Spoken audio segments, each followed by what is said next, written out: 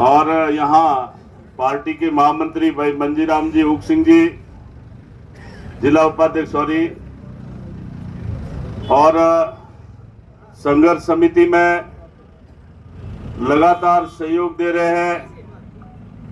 मुकेश भाई, प्रवीण जी माली, सोमाराम जी चौधरी, रानीवाड़ा के मंडल अध्यक्ष निर्मल सिंह जी, भरत जी मेघवाल, आम आदमी के पार्टी भाई मसरू जी, शेरदान जी, और कई लोग, श्रेणीदान जी भी बैठे हैं, शेर सिंह जी भी बैठे हैं, उप सिंह जी भी बैठे हैं, प्रताप जी भी बैठे हैं, जेठा जी माड़ी साहब भी हैं, हमारे युवा मोर्चा के अध्यक्ष भाई गणपत जी हैं। मतलब ये 53 दिन के अंदर मेरा भी कोई 30 एक बार आना जाना हुआ। मैं रोज देखता था कि कुछ लोग तो इस रानीवाड़ा के 31 ग्राम पंचायत और एक नगर पालिका के लिए संघर्ष कर रहे थे। तो मैं संघर्ष समिति का भी आभार प्रकट करता हूं, और आचार संहिता शायद कभी भी लग सकती है, और जो मुकेश भाई खंडेलवाल पिछले 5 दिनों से आमरण अनशन पर बैठे हैं, तो आप लोगों की भावना थी, कई लोगों ने मुझे भी कहा कि साहब ये आमरण अनशन तुड़वाओ, दिन भर भूखा रहना और यही सोना, कुछ भी बीमारी भी हो सकती है, कोई कैजुअलिटी भी हो सकती है।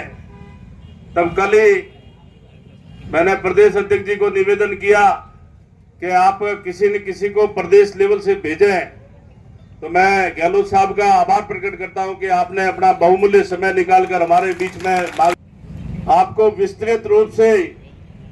इस धरने की जानकारी दी। 53 दिन हो गए इस धरने को, और 53 दिन में हमारी सारी ग्राम पंचायत क्रमवाइज यहां बैठी, इसमें पार्टी गाइडलाइन से ऊपर उठकर कांग्रेस वाले भी आए, बीजेपी भी वाले आए, सारे लोग आए, सारे वरिष्ठ बुजुर्ग, जनप्रतिनिधि, सरपंचगण, प्रधान साहब, सारे लोग जो अपनी जो वाजिब मांग है उसके लिए 53 दिन तक लगातार आप लोग यहां विराजे रहे।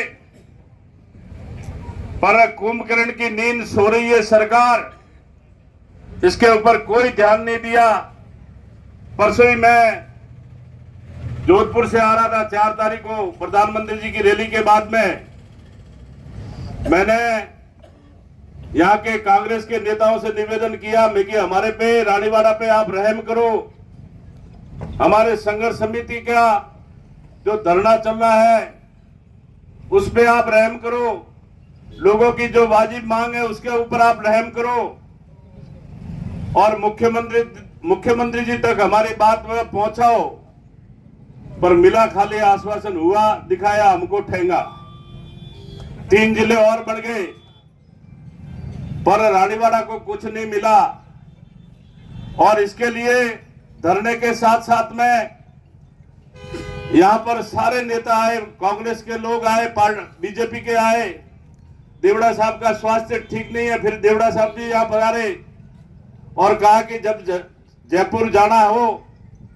तब निश्चित तौर से याद करना, हम लोग साथ चलेंगे। तो देवड़ा साहब का स्वास्थ्य ठीक नहीं होने के बावजूद भी आप यहां से चलाकर जयपुर पधारे, मैं भी गया और हमारी संघर्ष समिति भी थी। हम माननीय राजस्व मंत्री से मिले और राजस्व मंत्री जी ने हमको पूर्ण आश्वस्त किया था कि ये आपकी मांग है वो वाजिब है, और निश्चित तौर से जिला नहीं बनाऊंगा तो आपके गांव आरई सर्कल तो मैं चेंज कर दूंगा। ये आप लोगों के सामने ही माननीय राजस्व मंत्री रामलाल जी ने अपने को आश्वस्त किया था। और जब कल का निर्णय आया तो हमें निराशा हाथ लगी।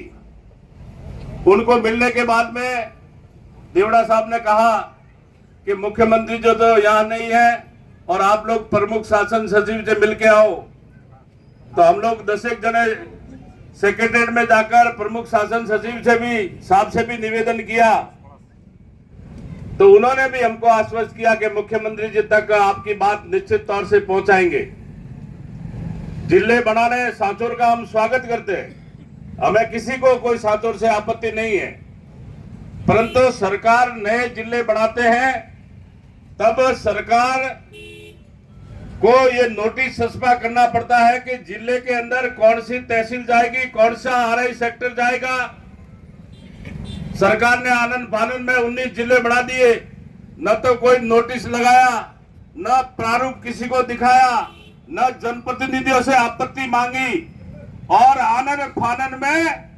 रानीवाड़ा पूरी तहसील को इन्होंने सांचौर के अंदर डाल दिया। तो हमारा विरोध कोई सांचौर से नहीं है, रानीवाड़ा की जन जन की यही मांग है